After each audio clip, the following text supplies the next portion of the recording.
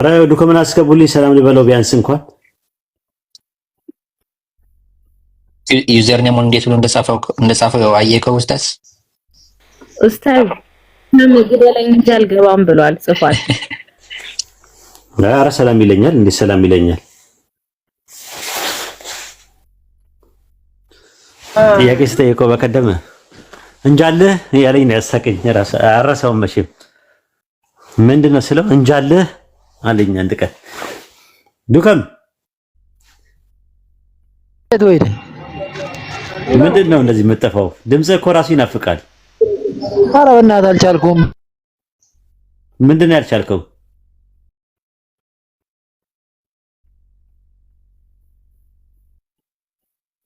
ምንድነው ያልቻልከው? እስቲ ንገረን ዱከም።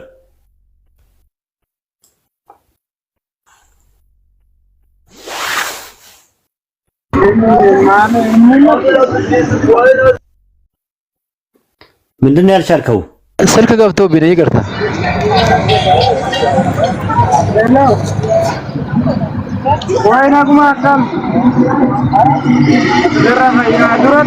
ኧረ ወይድን ከፍ አድርገው እኔን ላይ ታደርገኛለህ አንተ ሀሰን። እኔ ነኝ ያደረኩ። ኧረ አንተ ከፍ በል ላይ ሁን እንጂ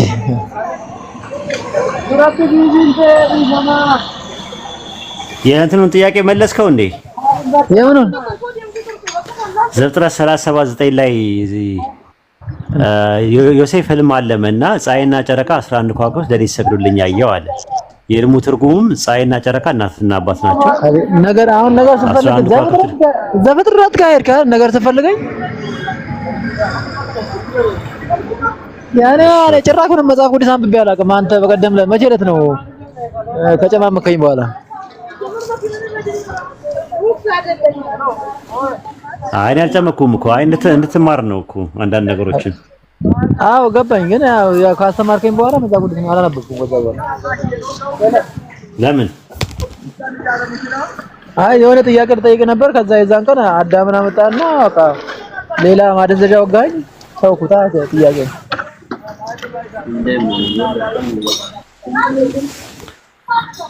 ስለምን መንፈስ ቅዱስ ልጠይቅ ነበር አስናቢ ነበር። እንትንሳ ሌዋታንና በሄሞት የሚባሉት እንስሳቶች ታውቃቸዋለህ? ሌዋታንና በሄሞት የሚባሉት ሌዋታን ማለት አውሬው ነው አይደል? አሳ ናቸው ታውቃለህ አይደል? አሳ ናቸው። አሳ ትላልቅ አሳዎች ናቸው። ኦሪት ዘፍጥረት ላይ ስታነበው እንደዛ ነው። ትላልቅ አሳ አንባሪዎችን ፈጠረ ነው የሚለው። አዎ አሳ እኮ ናቸው። ታላላቅ አሳ አንባሪዎች ይላል። ትልቅ አሳ ናቸውና ከምድር ተጋድመው ነው ያሉት ሁለቱም። ሌዋታን የሚባለው አሁን ያልከው ሁለቱም አሳ ናቸው። እንትን ነውና በገነት ውስጥ ወደፊት የሚበሉት እነሱ ናቸው። ዱለት ሆነው በኦርቶዶክስ ትምህርት አይ ከምሬ እኮ ነው። እግዚአብሔርን በል የብር ጠይቃቸው ኦርቶዶክሶችን ከፈለክ እንደዛ ነው። ከመሬት ወላሂ እንደዛ ተብሎ ነው የሚታመነው። እንደዛ ተብሎ ነው ዱለት ነው የሚሆኑት። በኋላ ላይ ዱለትና ጉበት ሆኖ ጉበታቸው በጣም እንትን ነው ይጣፍጣል። ሌዋታን እንደዛ ተብሎ ነው። አዎ ሌዋታን ሁለቱም አሳዎች ናቸው። ለታዳይ ሌዋታንን ተቀጠቅጣለህ ነው ምናምን የሚለው ጥቅስ ምንድነው? ለምን እንደሚቀጠቅጠው ታዲያ የሚበላ ከሆነ ምግብ ከሆነ እሱ ባህር ላይ ነው። ሌዋታን ባህር ላይ ነው ያለው። በሄሞት ጀርባው ላይ ነው ያለው ተብሎ የሚታመነው ብዙ ናቸው እኮ ዝርያ አንድ ብቻ አይደለም። ይሄን ሁሉ ተረክ የሚተርከው መጽሐፍ ቅዱስ ነው። ታዲያ ሌዋታን የሚለውም በሄሞትም የሚለው እሱ ነው ራሱ። እነ እንትና ሁሉ አሉ እኮ ሌዋታን እንትና ዚዝ የምትባልም አለች ሌላ ሴቷ። እሷ ደግሞ እንትና ወፍ ናት፣ ትልቅ ናት። በቃ እነዚህ ዚዝ የምትባለዋ ሁለቱን አሁን ዛሬ ነው ካንተ የሰማሁት። ታውቃለህ የሌዋታን ተቃራኒና እቺ ዚዝ የምትላትን። አዎ ዘፍጥረት ምዕራፍ 1 ቁጥር 21 ላይ ኤሎሂም ታላላቅ አንበሬዎችን ፈጠረ ይላል አይደል? አዎ ይሄ አንበሪ የሚባለው ነገር ተኒም ይባላል በዕብራይስጥ። ተኒም የሚባለው እባብ ነው፣ ዘንዶ ነው፣ የባህር ጭራቅ ይሉታል፣ ታላቁ አሳ ይሉታል። ትልቁ አሳ የሚባለው ማለት ነው። መጽሐፈ ዕዝራ ሱቱኤል ምዕራፍ 4 ቁጥር 49 ላይ ያ የፈጠርካቸው ሁለቱ እንስሶች ይልና የአንዱ ስም በሄሞት ነው፣ የሁለተኛው ስም ደግሞ ሌዋታን ይባላል አለ። በሄሞት የሚለው ነገር ያለው መጽሐፈ ኢዮብ ምዕራፍ 40 ቁጥር 12 ላይ ነው ያለው። ካንተ ጋር የሰራሁት በሄሞት እስኪ ተመልከቱ እንደ በሬ ሳር ይበላል አለ። በሄሞት የሚባለው ገብቷል። ከዛ በኋላ ቁጥር 19 ላይ እርሱ የአምላክ ፍጥረት አውራ ነው ይላል። ትልቅ ፍጥረት የሚባል ማለት ነው። ቤሄሞት የሚባለው ማለት መጽሐፈ ዘራሱቴልም ምዕራፍ 4 ቁጥር 51 ላይ እንደዛ ነው። ለቤሄሞት ከስድስት እጅ አንዱን እጅ የብስን ሰጠው ይላል። በየብሱ ዙሪያ ላይ ነው የሚኖረው ቤሄሞት የሚባለው። የሚገርም ብቻ እኔ እንጃ እኔ ከሰው ጋር ሁሉ እያወራው ይመስለኛል አይደለም። እሺ መንፈስ ቅዱስን ከእግዚአብሔር ተቀብሎ አፈሰሰው የሚለው ሐዋርያ ሥራ ላይ መንፈስ ቅዱስ ተብሎ ወይ ደግሞ በውሃ ላይም ሰፈው ነበር የሚለውን ነገር እነዚህ ነገሮች እንዴት ታብራራቸዋለህ? ወይ በውሃ ላይ የሰፈፈውማ እንትና እኮ ነው አይደል? የአምላክ ነፋስ ነው። ነፋስ ስለ ነፋስ ነው የሚያወራው። ንፋስ ስትል ስለ ነፋስ ነው። ሮሃ የሚለው ቃል ነፋስ በሚል ይመጣል። ስለዚህ ይሄው ንፋስ እንደዚህ ቀጥታ ዛፍ የሚነቀንቀው እሱ ነው እኮ የነበረው ዘፍጥረት ላይ ያለው። ዘፍጥረት አሞጽ 4:13 ላይ እሱ ተራሮችን የሰራ ነፋስን የፈጠረ ነው አይልም? እሺ ነፋስ ለሚለው ቃል የገባው ቃል ሩሃ የሚለው ቃል ነው ያለው። ሩሃ ደግሞ የሚባለው ነገር ደግሞ የአምላክ ነፋስ ተብሏል። ዮሐንስ 3:8 ላይም እንደዛ ነው። ነፋስ ወደሚወደው ይነፍሳል ሲል የሚጠቀመው ነፋስ ለሚለው ቃል ኑማን የሚለው ግሪከኛው የሚጠቀመው ተመሳሳይ ነው፣ መንፈስ ለሚለው ማለት ነው። አሁን የሚነሳው ጥያቄ ምንድነው? ኢሳይያስ 59:19 ላይ ያዘው ትንቢተ ኢሳይያስ ምዕራፍ 59 ቁጥር 19 ላይ እርሱ የአምላክ ነፋስ እንደሚነዳው እንደ ጎርፍ ፈሳሽ ነው ይመጣልና አለ። የአምላክ ነፋስ ለሚለው የሚቀባው ሩሃ ነው የሚለው ተመሳሳይ ነው። ሆሴዕ 13:15 ላይም እንደዛ ነው የሚለው የያዌ ነፋስ ከምድረ በዳ ይመጣል፣ ምንጩን ያደርቃል፣ ፈሳሹን ያጠፋል አለ። ከውሃ ስር የሚሆነው ሁሉ ጊዜ ነፋሱ ነው፣ የአምላክ ነፋስ ነው እንደዛ የሚሆነው። ዘፍጥረት 1:2 ላይም የአምላክ ነፋስ በውሃ ላይ ሰፎ ነበር ይላል። ንስር ጫጩቶቿን አውጥታ በእነርሱ ላይ እንደምትሰፍና የአምላክ ነፋስን በውሃ ላይ ሰፎ ነበር። ከስር ነው ያለው። የአምላክ ነፋስ የጎርፍ ፈሳሽን የሚነዳና በውሃ ላይ የሚፈስ ነገር ነው። ትንቢተ ሕዝቅኤል ምዕራፍ 37 ቁጥር 9 ላይ የሰው ልጅ ሆይ ትንቢት ተናገር፣ ለነፋስ ትንቢት ተናገር አለ። ጌታዬ ያህዌ እንዲህ ይላል፣ ነፋስ ሆይ ከአራቱ ነፋሳት ና፣ እነዚህ የተገደሉት በሕይወት ይኖሩ ዘንድ እፍ በልባቸው አለኝ አለ። ማንን ነው እፍ በልባቸው ያለው?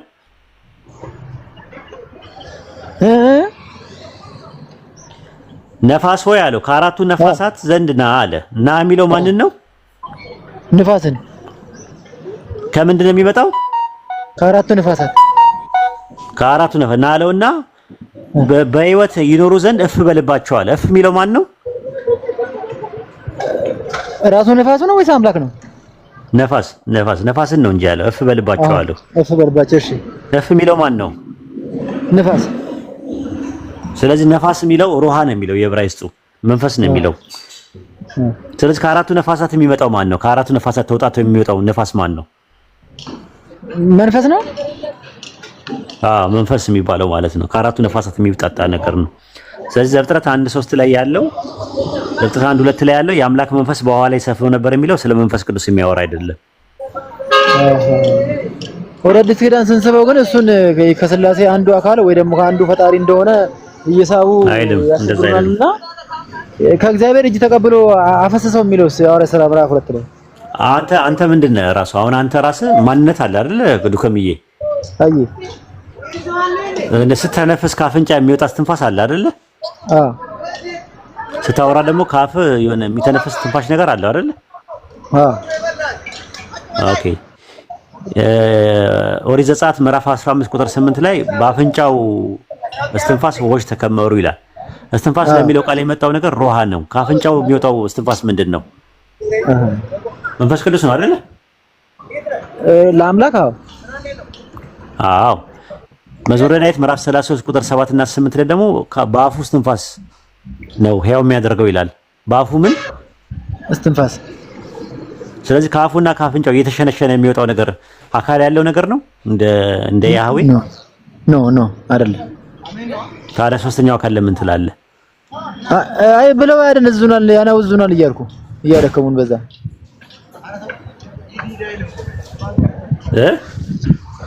እሱን ሶስተኛው አካል ነው እያሉ እንትን እያሉ በቃ ጊዜ ይፈጃሉ እያልኩ እንጂማ እኔ መቼ ሶስተኛው አካል የሚፈስ ነገር ነው።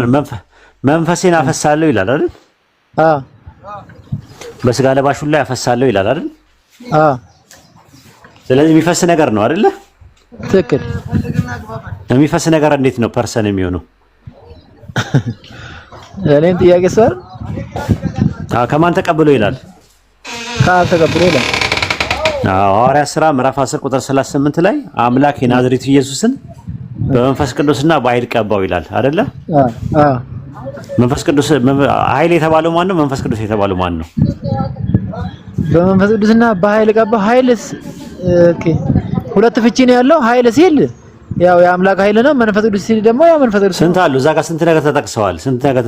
ቀቢ አለ፣ ተቀቢ አለ፣ ወደ አራት አምስት ቀቢው እግዚአብሔር ነው። አካባቢ አራት ሆኑ። ለሥላሴ አባላቶቹ ስንት ሆኑ ማለት ነው? አራት ሆኑ ማለት ነው። ይጨምራሉ። ከፈለክ መጨመር ይቻላል። እሺ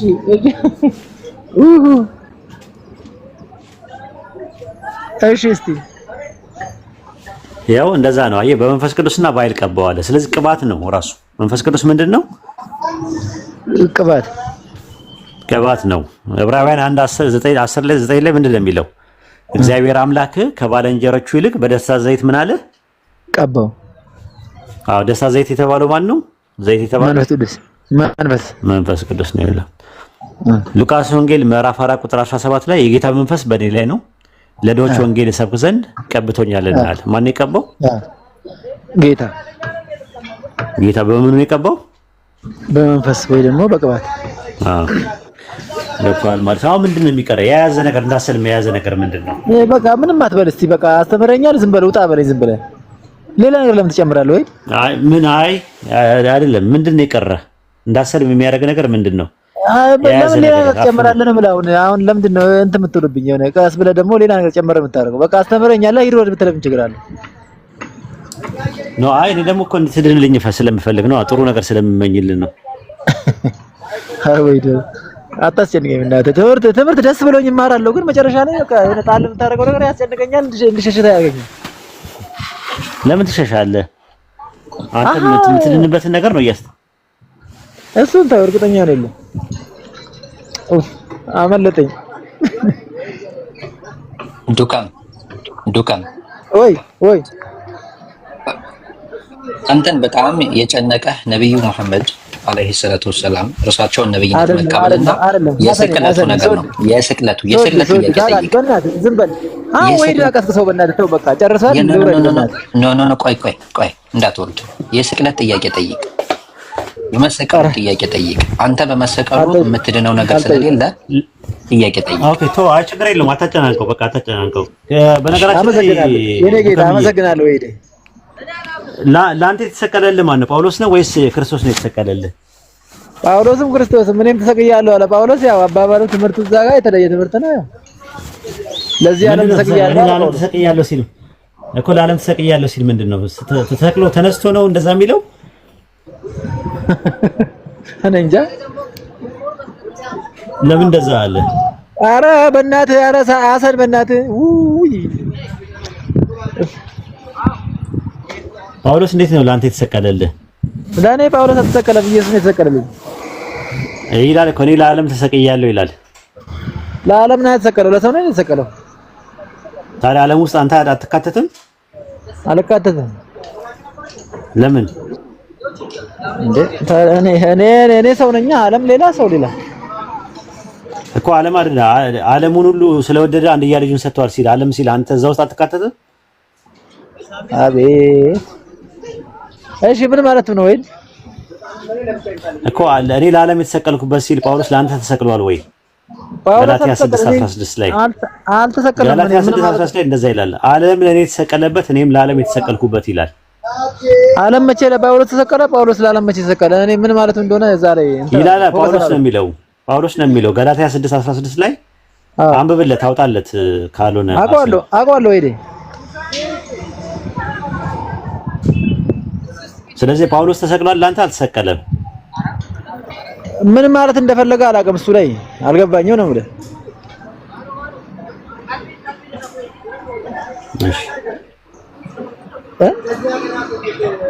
እሺ አይ ችግር የለውም።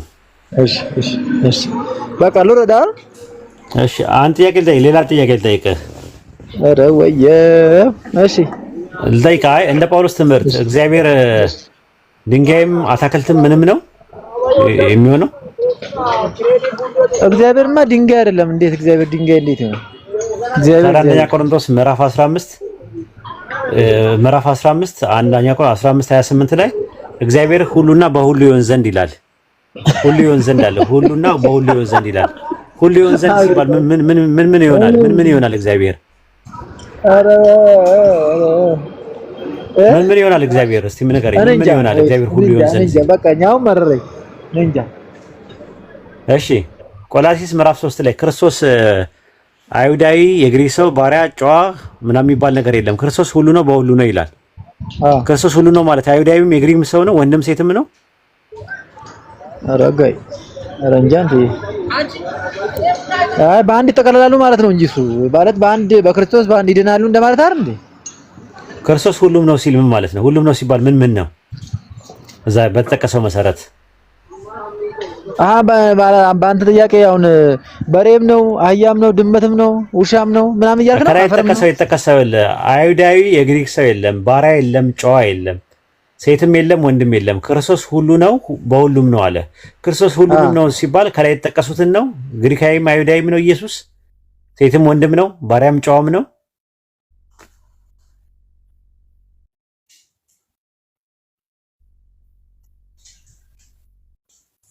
ሉካ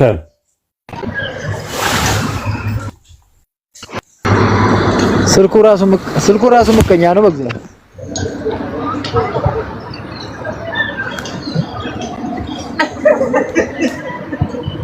አለው ወገን አለ። እሺ ጨርስና አንተ ላንሳ፣ እየዘጋሁባቸው ነው። እነደራ ይደውሉ ጓደኞቼ። ኦኬ ደራ ኦኒሰሱ ነው። አዎ ከነሱ ጋር ገጠምክ ደግሞ? አረ በጣም ወደው ልጅ ነው ኢየሱስ። ሌላ አይ በትምህርትማ ጭቅጭቅ ነው፣ ሁሌ አንስማማም። እኔ ሰውን እንዴት አምላክ እላለሁ? ኢየሱስ የሚባል አብ የለማ መጽሐፍ ቅዱስ እንደሚናገረው። በዛ ምክንያት አንግባባም። ለማንኛውም ንግግርን ጨርስ ወይዴ። እሺ ኢየሱስ አብ አይደለም? ኢየሱስ ሰው ነው። የምን አብ ነው? የዘላለም አባት አይደለም? ኢሳይያስ 9:6 ላይ ኢሳይያስ 9:6 ታዲያ ለኢየሱስ ነው እንዴ? ታዲያ ኢየሱስ የዘላለም አባት አይደለም? ለኢየሱስ አይደል? ለኢየሱስ ነው ብላችሁ አይደል የምታምኑት እናንተ?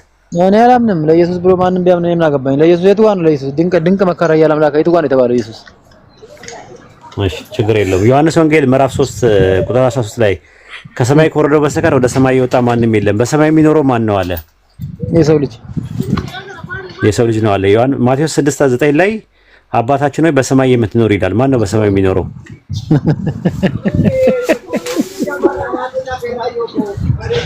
እግዚአብሔር። ማን ነው በሰማይ የሚኖረው? እግዚአብሔር አልኩኝ እንዴ? አይሰማም ታዲያ? የሰው ልጅ ነው በሰማይ የሚኖረው አለ ኢየሱስ። የሰው ልጅ ነው በሰማይ የሚኖረው አለ። እሺ በሰማይ የሚኖረው አንድ ነው። ማቴዎስ 23:9 ላይ ደግሞ በምድር ላይ ማንንም አባት ብላችሁ አትጥሩ፣ አባታችሁ አንዱ የሰማዩ ብቻ ነው ይላል። እና በሰማዩ ያለው አንድ አባት ካለ በሰማይ የሚኖረው ደግሞ ኢየሱስ እንደሆነ ከተነገረ ኢየሱስ አብ ነው አይደል? ስለዚህ ኢየሱስ አብ ነው ልትለኝ ነው? ጥያቄ ላይ ጠየቅኩ። አሁን ዱከም መልስ ብለህ እየጠበቅህ ነው? እኔን ጠይቀኝ ታዲያ። ኢየሱስ አብ አይደለም እንዴት ትላለህ? ኢየሱስ ሰው ነው የምን አብ ነው እንዴ? ወደ አባቴና ወደ አባታችሁ አባቴ ወዴት ነው ሲሉት እኔ እርሱ እንደሆንኩኝ ባታምኑ በኃጢአታችሁ ትሞታላችሁ ለምን አለ? ኧረ ከመጀመሪያ የተናገርኳችሁ እኔ እርሱ ነኝ ያለው እንጂ እኔ እርሱ ነኝ አብ ነኝ አላለም። ታዲያ አባቴ ጥያቄያቸው ምንድን ነው? ዮሐንስ ወንጌል ምዕራፍ 8 ቁጥር 19 ላይ አባቴ ወዴት ነው ሲሉት እኔ እርሱ እንደሆንኩኝ ባታምኑ በኃጢአታችሁ ትሞታላችሁ። እንግዲህ ያው አንተ ማን ነህ ሲሉት ከጥንት ጀምሮ አብ ነኝ አይደለማ። ከመጀመሪያ ለእናንተ የተናገርኩት ነኝ ያለው። እኔ እርሱ ስለ አብ እንደነገራቸው አላስተዋሉም ለምን ይላል ታዲያ? ቁጥር 27 ላይ ስለ አብ ማለት የነገራቸው መሀል ላይ አለ። ቁጥር 27 ላይ ማለት ልክ እንደ ወጄ ያወራል። ኖ አይደለም። ሲነበብ መሀል ላይ የተናገራቸው ነገሮች አሉ። እንግዲህ አንተ ማን ነህ ሲሉት ከጥንት ጀምሮ ስናገር የነበርኩት ነኝ አለ ይላል። ስለ አብ እንደነገራቸው አላስተዋሉም ይላል። ስለ አብ እንደነገራቸው ካላስተዋሉ አብ ነበር ያን የሚያወራው የነበረው አይደለ? ቃሉ ነው ያብ እንጂ አብ አይደለም የሚያወራው ኢየሱስ ነው። ቃሉ ነው ያብ። ለምን ይሄን ቤተ መቅደስ አፈርሱስ እኔ በሶስተኛው ቀን አነሳዋለሁ የሚለው ማን ነው? ዮሐንስ 2:19 ላይ ኢየሱስ ነው። የእግዚአብሔር ቃል ነው ከሱ እየወጣ ያለው እኮ። ኢየሱስ ሲሞት ሲያስነሳው የነበረው ማን ነው? አስነሹ ማን ነው? እግዚአብሔር። ከእግዚአብሔር ውጭ አስነሻ ያለ ሌላ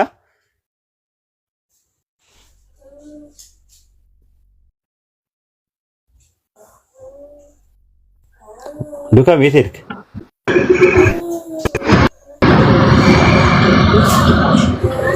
ወይዴ ተመለስኩ። ምቀኛ ብዛቱ እኮ ምንድነው? ከኢየሱስ ውጭ አለ የሚያስነሳ አለ ሌላ? ኢየሱስን ያስነሳው አብ ነው። ነገር ግን ኢየሱስ ይዞ የመጣው የማንን ቃል? የአምላክን ቃል ነው። ይሄ የምትሰሙት የኔ ቃል አይደለም። ቤተ መቅደስ አፈርሱት በሶስተኛው ቀን አነሳዋለሁ የሚለው ማን ነው? ያነሳዋለሁ የሚለው ማን ነው? ኢየሱስ ነው? አብ ነው? እንደዛ ያለው ንግግሩ የሚወጣው ከኢየሱስ ነው። ቃሉ ግን የአብ ነው እያልኩ ነው። ስለዚህ በሶስተኛው ቀን አነሳዋለሁ የሚለው በሶስተኛው ቀን አነሳዋለሁ የሚለው ይህን ቤተ መቅደስ አፈርሱት በሶስተኛው ቀን አነሳዋለሁ የሚለው አብ ነው ወይስ ኢየሱስ ነው? እየተናገረ ያለው ኢየሱስ ነው። ቃሉ ግን የአብ ነው እያልኩ።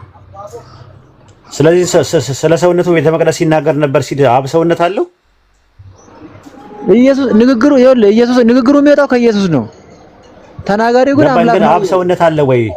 አብ ሰውነት የለውም። ቤተ መቅደስ የሚለው ሰው እኮ ሰውነት ከሌለው ቤተ መቅደሱ የሚለው ሰውነቱን ነው ይላል። ስለዚህ እሺ ምንድነው ፍቺው? ስለዚህ ሰውነቱ ወልድ ነው፣ ውስጥ ያለው መንፈሱ አብ ነው አይደል? አረጋይ አይደለም።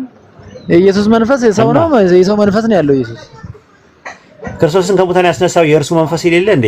ሮሜ 8:11 ላይ የእርሱ መንፈስ ሲል የአብ መንፈስ ማለት ነው። በስጋ ሞተ መንፈስ ያው ነው ሲል መንፈሱ የአብ መንፈስ እግዚአብሔር ዮሐንስ 4:24 ላይ ደግሞ እግዚአብሔር መንፈስ ነው ይላል። እና እግዚአብሔር ነው ያስነሳው በሶስተኛው ቀን። ስለዚህ እግዚአብሔር ከሆነ በሶስተኛው ቀን ያስነሳው እኮ ካስነሳው ታዲያ ውስጡ የነበረው መንፈስ አብ ነው አይደለ? አስነሽው አብ ነው እኮ። አስነሽው አብ ከሆነ ውስጡን ያስነሳዋለሁ የሚለው ውስጡ የነበረው የራሱ መንፈስ ነው አይደለ? አሁን ምንድን ነው የፈለከው? ወይዴ አይ ትንሽ ላጨልል ብዬ ነው። ላጨልል ይላል እንዴ? አረ ቆይ እንትን ሲምታጣብህ ወደ ባቢሎን ደግሞ ልካለሁ። ሪፈር እነ ባቢሎን ጋር ሂድ። ምንድነው እንትና ቲሙ ምንድነው ስሙ? የደመናው አምላክን ነው የሚያመልኩት። የደመናው አምላክ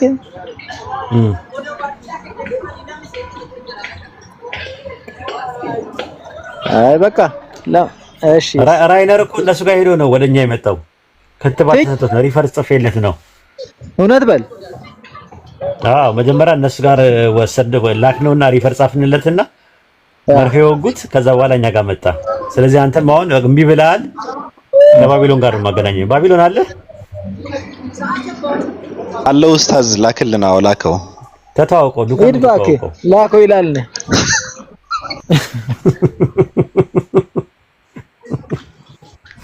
አይ እንትን በል ዱካን ተታውቀው አሪፍ ልጅ ነው። ተታውቀው እሺ። ባቢሎን ቁጥር እልክልሃለሁ በውስጥ ኖ እዚህ ከሀገር ውጭ ነው ያለው። ስለዚህ ምን ይሰራል? እንደራሃለሁ አለ። ፎሎ አድርገው በቴሌግራም እንትን ፎሎ አድርገዋለሁ። አሁን ያደረኩት በቴሌግራም አጨልለኝ እስቲ ወይድ። ኧረ እኔ አላጨልልም። አንተ አስጨልል። ማጨለል የወሂድ ስራ ነው። እኛ እኮ ማጨለል እኮ አይደለም። ስትጨልል እኮ ነው ወደኛ የምትመጣው። እንዲለይልህ ማለት ነው። ጨልላል እያልከው ነው እንዴ? ቀላል ጨልሏል እንዴ? ጨልሏል። ፕሮፋይሉ ላይ ያለው ማን ነው? ዱከምዬ የሚስቴ ባል ነው። አንተ ነው የምትመስለው፣ ግን እሱ ራሱ ጨልሏል መሰለኝ አይደል? ይሄ ፎቶ ላይ ያለው አስተያየቱ በጣም የሚገርም ነው። እያለቀሰ እኮ ነው። በደንብ አላየሁም። የሚስቴ ባል ነው። ከ8 ዓመት በፊት ከእስር ቤት ስወጣ እንደዚህ ቀልቼ ነበር አምሮብኝ። አሁንስ ምን ፎሌ ፊትና ገንበና ፊት ሆናል? ፎሌ ፊትና ገንበና ፊት ሆናል። አሁን አላውቀውም። ፎሌ ፊትና ገንበና ፊት ሆናል ወይ? አሁን ላይ ገንበናና ፎሌ ፊት አላውቅም ነው የምልህ። እንዴ ልጁ ምን ነካው ዛሬ? ረጅም ፊት ማለት ነው በሌላ አባባል። አይደለም ፊት እንትን ነው በብርጭቆ ወረቀት የተፈከፈከ መስሏል። አሁን ኑሮ ታውቃለህ፣ አጎሳቆለ እኮ አስጠልቶብኛል እያልከኝ ነው ያልኩህ። አማርኛ እንዴት ነው? ፎሌና ገንበና አታውቅም? አላውቅም። እግዚአብሔር አውቀህ ነው አንዳንድ ጊዜ። እኔ እኮ እንደውም በራሴ ጥረት እኮ ነው እንትን አማርኛ ነው ያጣራሁት እንጂ እኮ ጓደኞቼ አወለካክፎ ነው የሚያወሩት። አይ ጎበዝ፣ ጥሩ ነው የምታወራው እኮ አማርኛ። በቃ ለማንኛውም እንደምወድህ ታውቃለህ። ያው በቃ ከዚህ በኋላ አንተዋወቅም። በቃ ወደ ባቢሎን ቻው፣ ደህና ሁኑ። ባቢሎንን አገኘው። ለማንኛውም እሺ አገኘዋለሁ። ከዛ ልበይ በግርግር አየር ላይ ፉት ልታደርገኝ ነው። ከዛ አንድ ሰልም እንፈልጋለን እኛ እንዳንተ አይነቱ። ቆይ እስኪ እንግዲህ አድረን ያለን አምላክ ያውቃል። ለማንኛውም እድሜና ጤና ይስጥህ። ሰላም ነው። እሺ ደህና ዋል።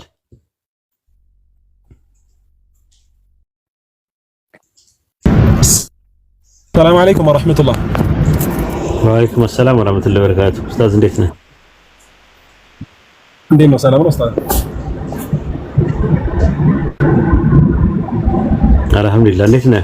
ማን ነው ትልቁ ልጅ ያደረገኝ? እናንተ አደብ ያዙተው ቀየሩት። ባረከላሁ ፊክ። እኔ ኡስታዝ የሆነ ጥያቄ ጠይቀው ነበርና ተረጋግጠው መልስ ዝም ብዬ መልስ እንግዲህ የምለውን መልሼ ነበርና ስገባም ስለሱ እያወራ ነበር። ሲያልቅ ነው መሰለኝ የገባሁት። አንተ ልክ ስትጨርስ ነው የገባሁት መሰለኝ። እሺ አዲስ ነገር አንስተሃል። እንጀራ ስለላከልኝ ነው ቅድምና ስለ ኡኽተ ሃሩን የሚለውን ነው የተለያዩ አይነቶች እይታዎች እንዳሉና ነብዩ ሰለላሁ ዐለይሂ ወሰለም ይመለሱ ምናምን አንስቼ ነበር። አሪፍ ነው። እና እኔ ምን አነሳው? ለምሳሌ አሁን ያነሳሁት ምንድነው ነብዩ ሰለላሁ ዐለይሂ ወሰለም ኖርማሊ በግልጽ ሐዲስ ላይ ሙስሊም ላይ በመጣ ሐዲስ ኡኽተ ሃሩን ሲባል የሙሳ ዐለይሂ ሰላም ወንድም ለማለት እንዳልሆነ ተናግረዋል ብዬ አስቀመጥኩኝ። ይሄንን ስናገር ይሄ ሐዲስ አለ ደግሞ ሌላም ሐዲስም እንደዚሁ ቀደም ደግሞ ድጋሚ በሕስ እያረኩ ነበር ሐዲሶችን አገኘሁኝ ሐዲሶችን እና ሐታ እናታችን አይሻ ረዲየላሁ ዐንሃ ባለችበትም ይሄ ነገር ተነስቶ ነበር። ለምሳሌ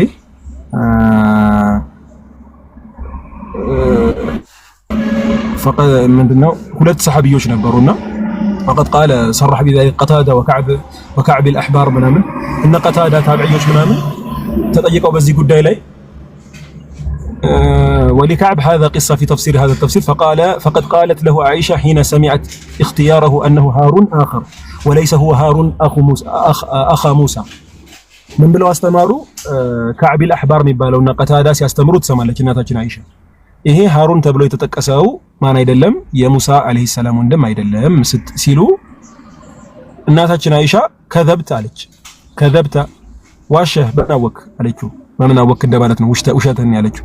ቃለ ያ ኡሚል ሙእሚኒን አላት አንቺ የምእመናን እናት ሆይ ኢን ካነ ነብዩ ሰለላሁ ዐለይሂ ወሰለም ቃለሁ فهو أعلم وأخبر عفوا فهو أعلم وأخبر به ነብዩ ሰለላሁ ዐለይሂ ወሰለም ካንቺ የተሻለ ዕውቀት አላቸው። ነብዩ ሰለላሁ ዐለይሂ ወሰለም ነግረውን ያወራነው እኮ እናታችን አይሻ ይሄንን ነገር ስናወራ ከመሬት ተንተረሰን አይደለም ሲሏት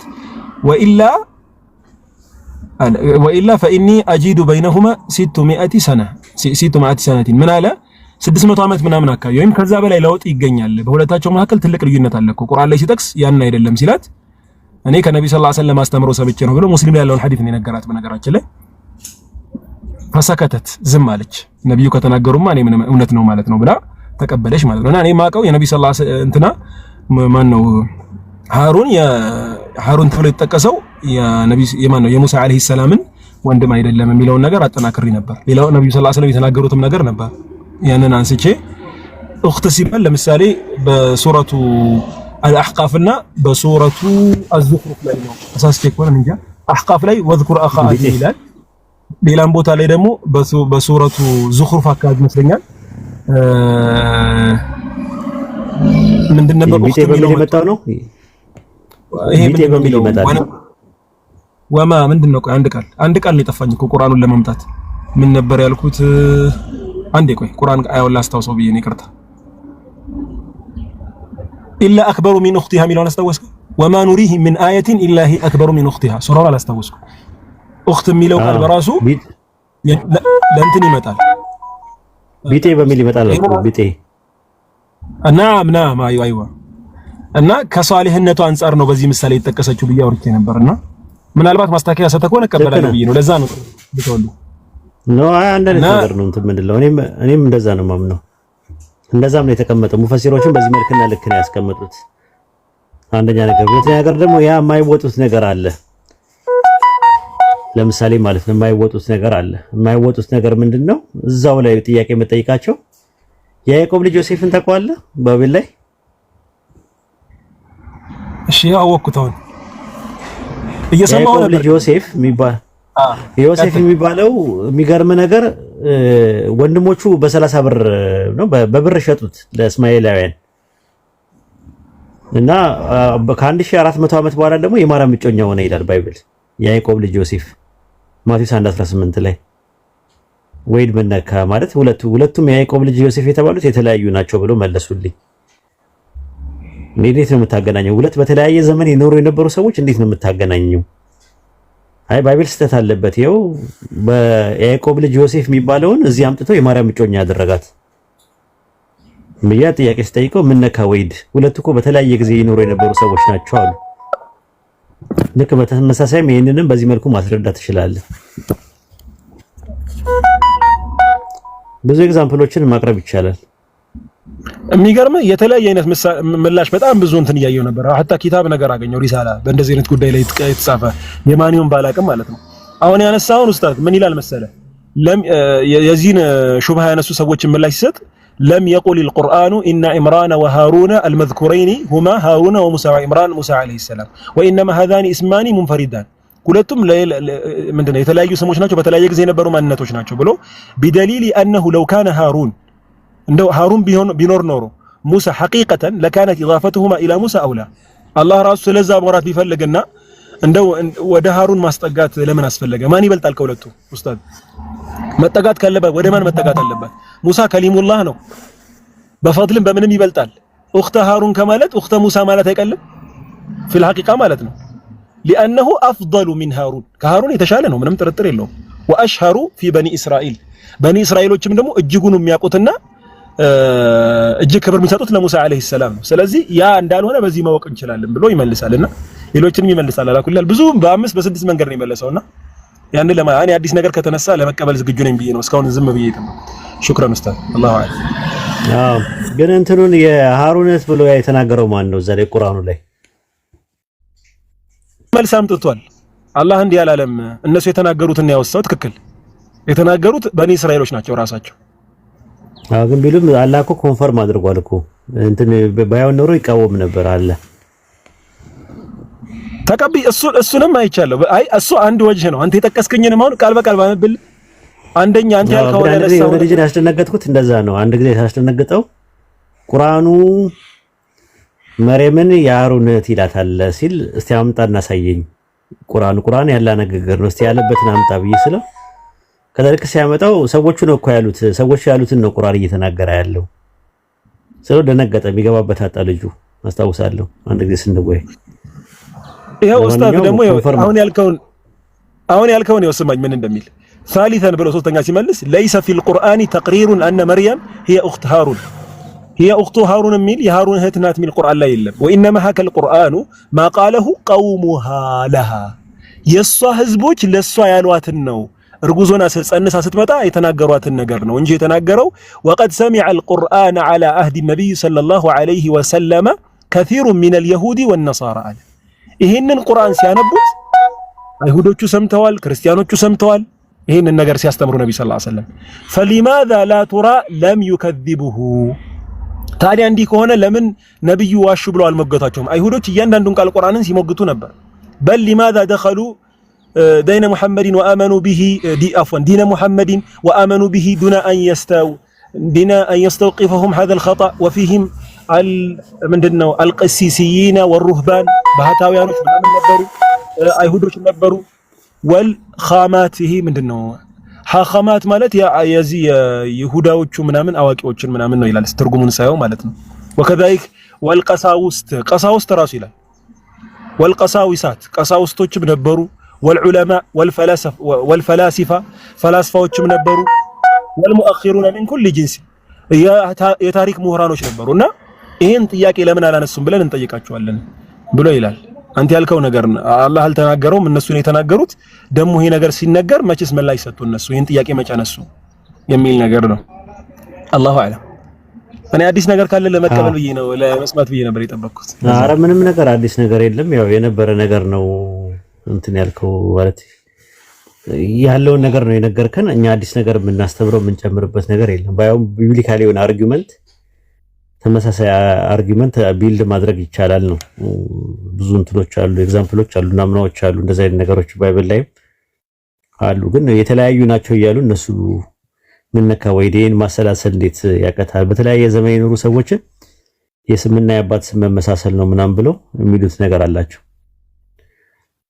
የነሱ እንደውም ቦምብ ነው። ታሪኩ ማን አይነት ነው? ራሱ ገደለው ነው የሚለው። ጎልያድ የጌት ሰው ጎልያድን ገደለው ነው የሚለው እና የገደለው ዳዊት ነው ወይስ ኤሊያና ነው ብለህ ስትጠይቃቸው አይመልሱልህም። ሁለት የተለያዩ ሰዎች ናቸው። ለምንድን ነው የምትላቸው ይለዋል። አፍ የሚወጣ እፍ አለበት ነው የሚለው አለ አይደል? እኮ እሱን ነው የምልህ።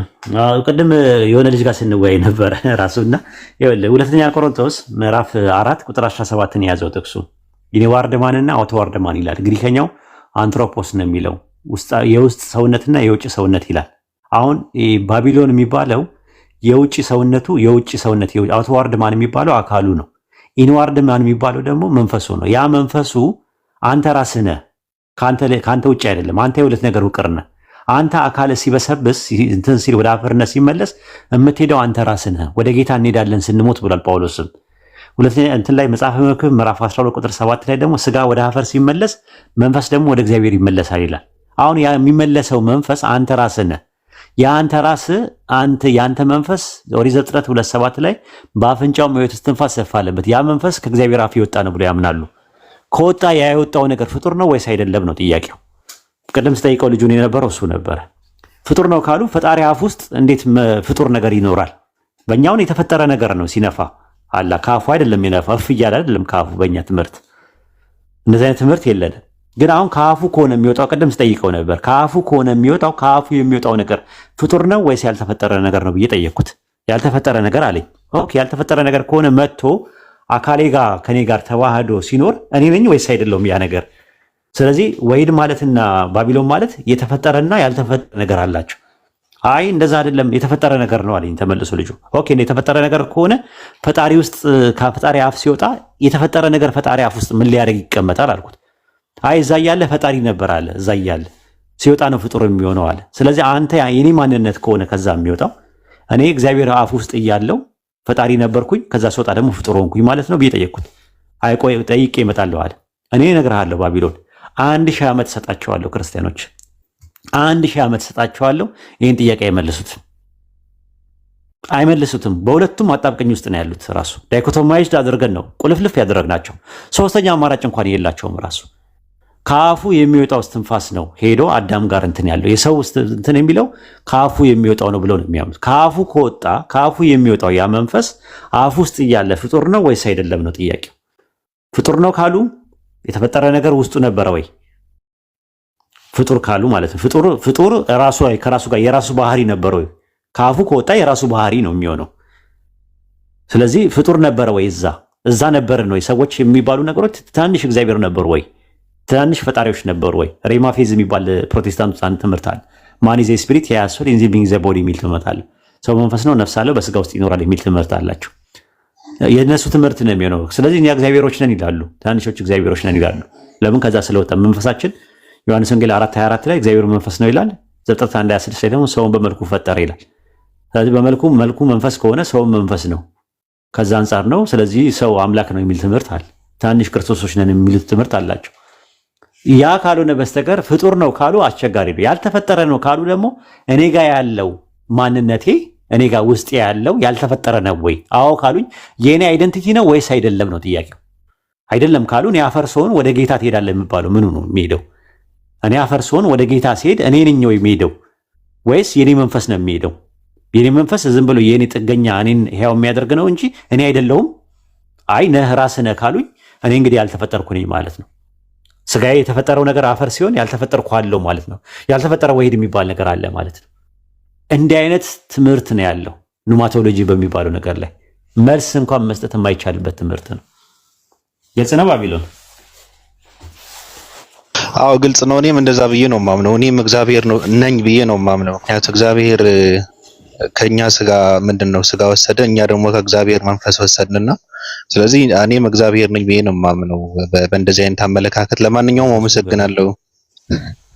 አበስኩ ገበርኩ የደመናው አምላክን ከዚህ ከእንትኑ ጋር የደመናው አምላክ ደና መገለጥ እያመጣልን ነው። 665 የሚባለው አባላቶቹ ከፍ ከፍ ባሉ የደመናው አምላክ እንማጸናለን፣ ከራማውን እንትን እንላለን እያልን ከራማውን ለማመናለን ስንል ጉዳ መጣ።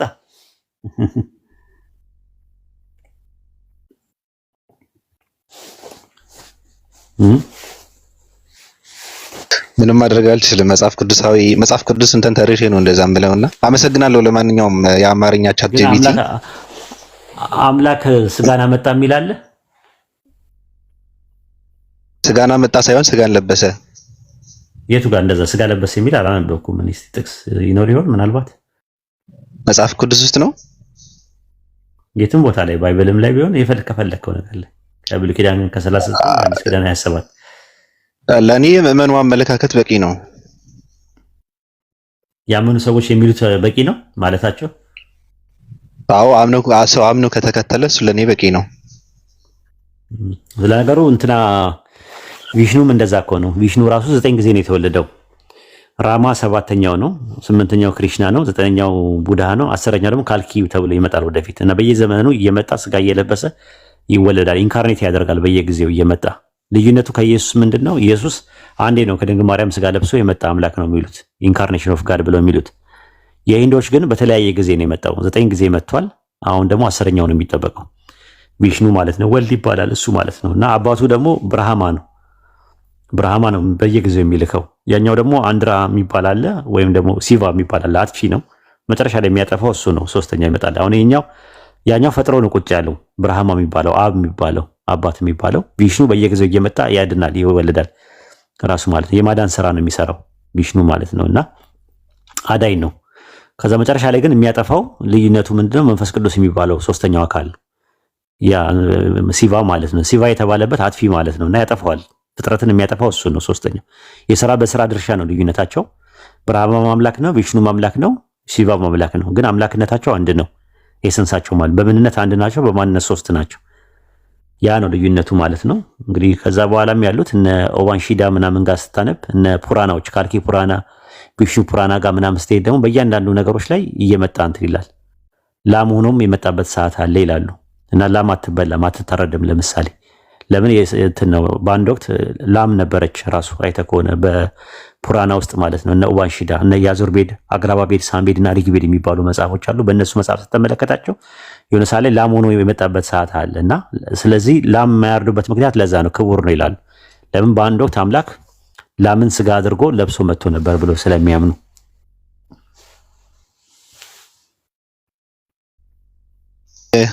የኢንዲያኖችን ስላሴ ያስተማርክበት ቪዲዮ ዳውንሎድ አድርገን ይላል እና ሰማዋለሁ። አንዳንዴ የምገረምበት እንትን ነው፣ ትምህርት ነው።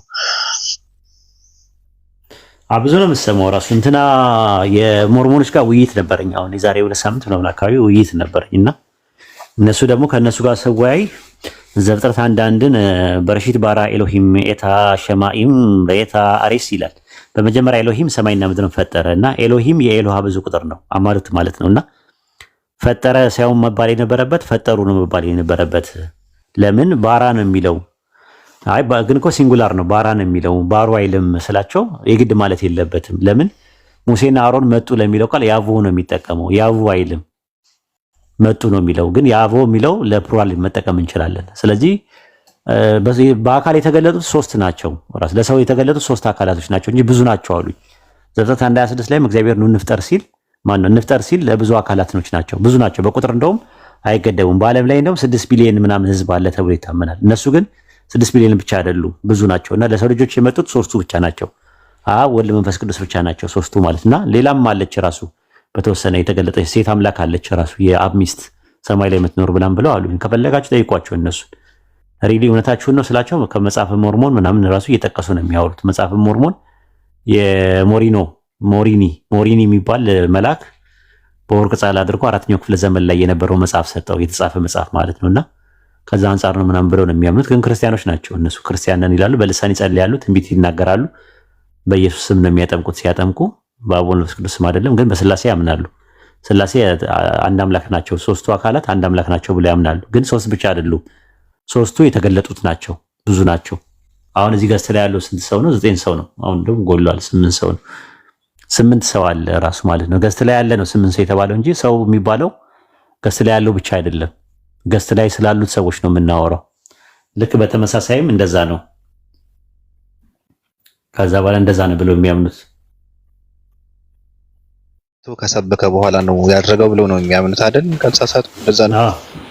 እንደዛ ይላል። ከዚህ በረት ያሉ ሌሎች በጎች አሉኝ እነሱን ላመጣ ዘንድ ይገባኛል ስለሚል ከዚህ በረት ያሉ ሲል ከእስራኤል በረት ውጭ የሆኑ ሌሎች በጎች ነበሩት። እስራኤል ውስጥ የሄዱ በባቢሎን ምርኮ ጊዜ የሄዱ ሰዎች ነበሩ። ያሬዳውያን የሚባሉ የሄዱ ነበሩ።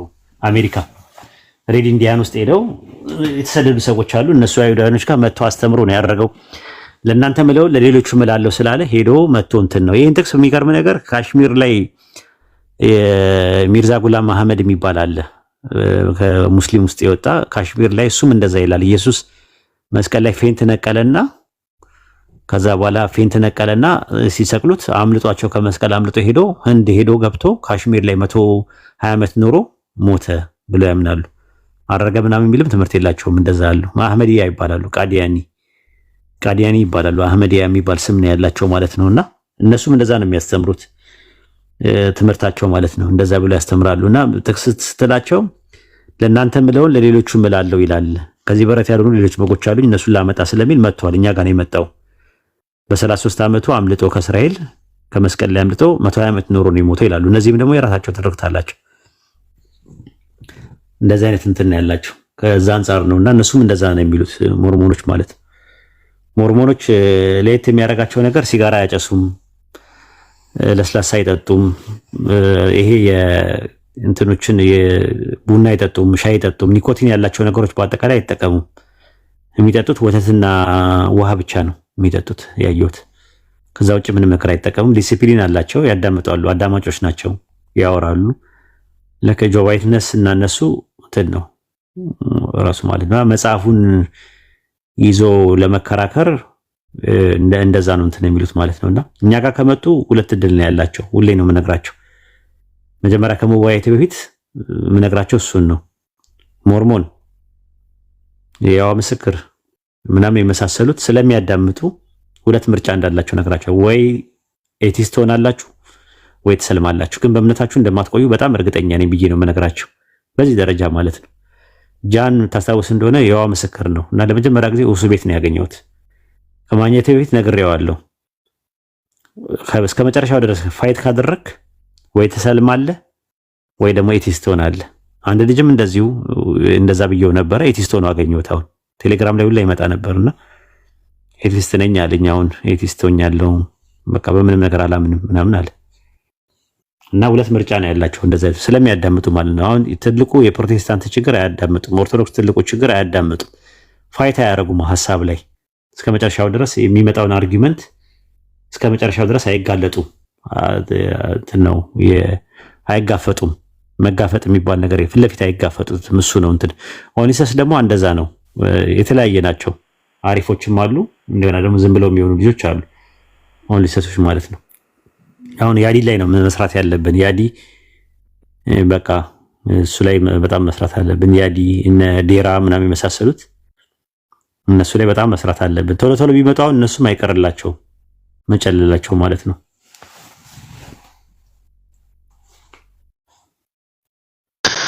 እኔ ሞርሞኖች ለአንዳንድ መጽሐፍ ምንድነው ክርስቲያናዊ ያስተምሩ መልስ አላቸው ብዬ ነው እንትን ብለው። ለምሳሌ እግዚአብሔር ስጋን ለብሶ የተገረዘ እንትን አለው ከተባለ ለምንድን ነው ሲባል እነሱ ጋር ያው ሚስት ስላለችው የሆነ ነገር ለማድረግ ነው የሚለውን መልስ አለ እነሱ ጋርና በእንደዚህ አይነት ነገር እነሱን እንትን እላቸዋለሁ።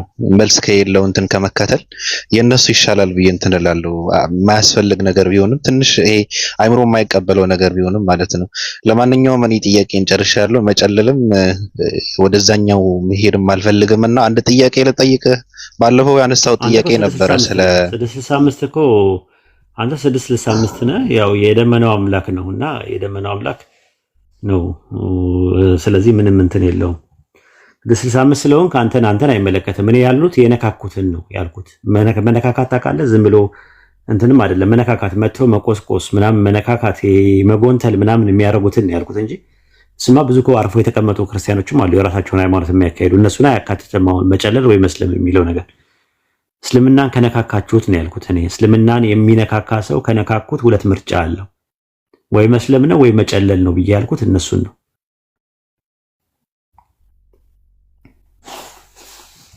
እሺ ሌላ ጊዜ ባለፈው በኮመንት ያነሳው ጥያቄ አለ ማወቅ ስለምፈልግ ትውልዱ መማር ስላለበት ሌላ ጊዜ ጠይቃለሁ። ስለ ኤቲስትነትና ስለ ምንድነው ጨለማው እንትን የሚለውን ይሄ ድብቁ ግሩፕ የሚባለውን ነገር ስለሱ ትንሽ እንድታብራራልኝ እፈልጋለሁ። አሁን ሳይሆን ሌላ ጊዜ ማለት ነውና አመሰግናለሁ።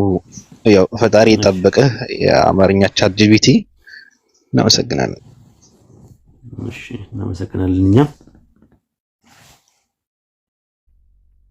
እሺ እናመሰግናለን ባቢሎን።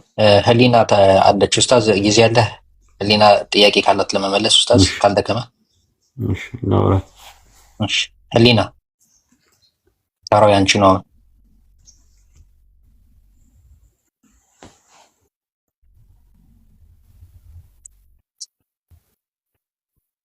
ህሊና ክርስቲያን ካለ ሌላና የምትገቡ ካላችሁ መግባት ትችላላችሁ። ቦታ ከሌለን ይወርዳሉ።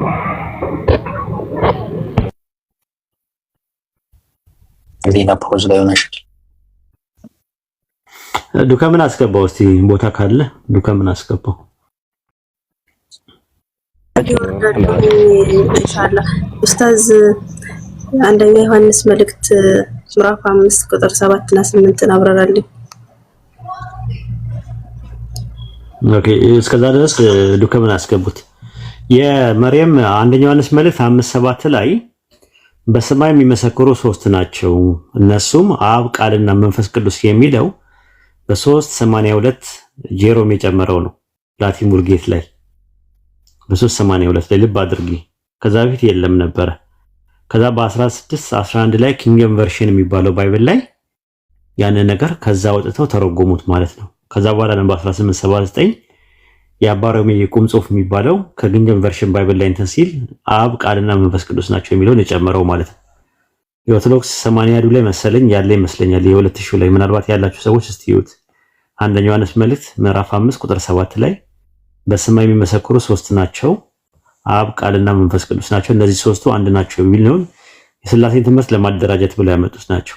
መጽሐፉ ላይ ግን ግሪከኛው ላይ የሚለው የሚመሰክሩ ሶስት ናቸው፣ ውሃው ደሙና መንፈሱ፣ እሱ በስጋና በደም የመጣ ነው፣ በስጋ ብቻ አይደለም ብሎ ነው የሚናገረውና በስጋና በደም የመጣ ነው፣ በውሃ ብቻ አይደለም፣ በውሃና በደም የመጣ ነው ይላል ስለ ኢየሱስ ሲያወራ። ማለትም ውሃ የሚለው ነገር ጀስት እንትን አለ ሰውነታችን ውስጥ ውሃ አለው ራሱ። ኢየሱስ እንደ ባይብሉ እንትን ሲሉት በጎን ሲወጉት ምን ውሃና ደም ወጣው ይላል። ስለዚህ የሰው ልጅ ውሃ የሚባል ነገር አለው ማለት ነው። ኢቭን ደም ራሱ የተወሰነ ፐርሰንት ውሃ የያዘ ነገር ነው ያለው። ሰውነታችንም ትልቁን ክፍል የያዘው ውሃ ነው። ከዛ አንፃር ነው በውሃና በደም የመጣ ነው።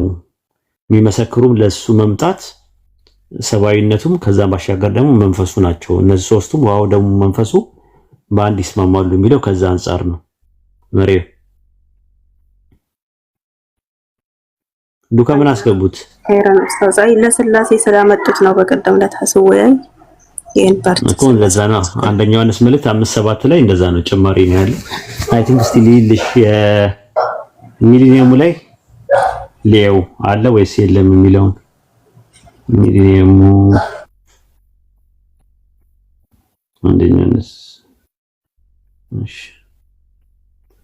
80 ሚሊኒየሙ ላይ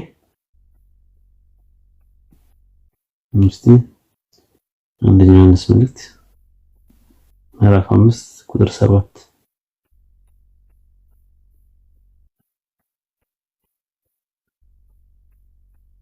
መንፈስ እውነት ነው እና የሚመሰክርም መንፈስ ነው። የሚመሰክሩ መንፈስ ዋው ደግሞ ሶስት ናቸው። እንደዛ ይላል። እስቲ የሃርድ ኮፒ ያላችሁ ሰዎች እስቲ ይዩት። እኔ አጋጣሚ ሆኖ ሶፍት ኮፒ ነው ያለኝ። እኔም ሶፍት ኮፒ ነው ያለኝ ኡስታዝ። መንፈስም እውነት ነውና የሚመሰክረው መንፈስ ነው የሚለው እንደዛ ነው የሚለው። አዎ እሱ 1980 ነው ግን እንደዛ የሚል ነገር አይቻለሁ ሃርድ ኮፒ ላይ ማለት ነውና የቱ ጋር እንዳለ ላውቅ አልቻልኩም። እስቲ ግዕዙ ላይ የግዕዙ ላይ ካለ ማለት ነው። ሃርድ ኮፒ ያላችሁ ካላችሁ ገብታችሁ አሳዩኝ። አዎ ግዕዙ ላይም እስመ ሰለስቱ እሙንቱ ለይትከውኑ ስምዐን የሚለው በ1879 ያለው ላይ አለ እንደዛ የሚል ከፍቼ ላሳይሽ። በ1879 ቁም ጽሑፍ የአባሮም የሚባለው ላይ እንደዛ ብለው ከተውበታል። ከግኛም ቨርሽን ባይብል ላይ ስለተረጎመ እዛ ላይ እንደዛ ብለው ከፍተውታል። ኦኬ አይ በቃ ዋናው ነገር ለመረዳት ያክል ነው እንጂ ችግር የለውም። ካላወጡት ላሳይሽ።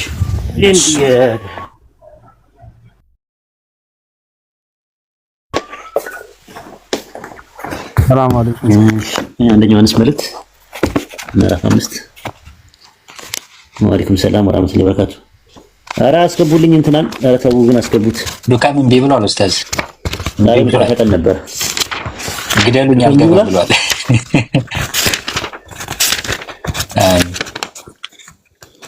ተመልከቱ እዚህ ጋር ምን እንደሚል አንደኛ ዮሐንስ ምዕራፍ 5 ላይ አለ ኡስታዝ።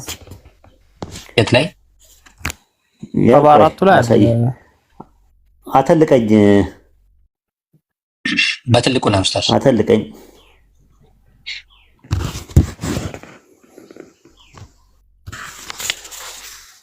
ይታያቸዋል። መጥቶላቸዋል። ምን ይላል እዚህ ጋር? እዚህ ጋር ምን ይላል አያችሁት? ትንሽ ራቅ በጣም አቀረበ። በሰማይ የሚመሰክሩ ሶስት ናቸው፣ እርሱም ይላል እርሳቸውም ይላል አብ ቃልና መንፈስ ቅዱስ አይልም ይላል። ከዛ ካለ በኋላ ሶስትም አንድ ናቸው ይላል። እነርሱም አይደለ አንድ ናቸው ብሎ ጨምረውበታል። ኡስታዝ ይሄ አሁን ያነሱት ሐሳብ ከኪንግ ጀምስ ቨርዥኑ ጋር ይመሳሰላል አይደል? ከዛ ነው የተወሰደ። የተረጎመው ከዛ ነው። አው የአሁኖቹ ወደ 54 ላይም የለም 1954 ላይ 54 ላይ አሽቀንጥረው ነው ያወጡት። ራሱ ይሄ ብዙ እንግሊዝኛ ትርጉሞች ላይ ስህተት ነው ጄሮም ነው የጨመረው ብሎ ነው የሚያምኑት። በ382 ላይ ጄሮም ነው የጨመረው ላቲን ቡልጌት የሚባለው መጽሐፍ ላይ የ2000 እትሙ ሶፍት ኮፒ ደግሞ ኡስታዝ እዚህ ጋር መንፈስም እውነት ነውና የሚመሰክረው መንፈስ ነው ይላል። ይሄ 80 አሃዱ ላይ ያለው ነው። ይሄኛው ደግሞ 80 አሃዱ ሶፍት ኮፒ ያለው ሰው ቢኖር አለ እንደዛ ብለው ሲያስቀምጡት መሰለኝ ባልሳሳት ያየው መሰለኝ ራሱ። አሁን ሶፍት ኮፒ ላይ ነው አንተ ያለው ሃርድ ኮፒ ነው የፈለኩት። ይሄ ሁለቱ ራሱ የተለያየ ነገር ነው። 80 አሃዱ ላይ መንፈስ ነው የሚለው ይሄ ማለት ነው። መንፈስም እውነት ነውና የሚመሰክረው መንፈስ ነው ይላል። ይሄኛው ደግሞ ቁጥር 7 ላይ የሚመሰክሩት ሶስት ናቸው ብሎ ነው የሚተናገረው። የሚገርም ነው እኮ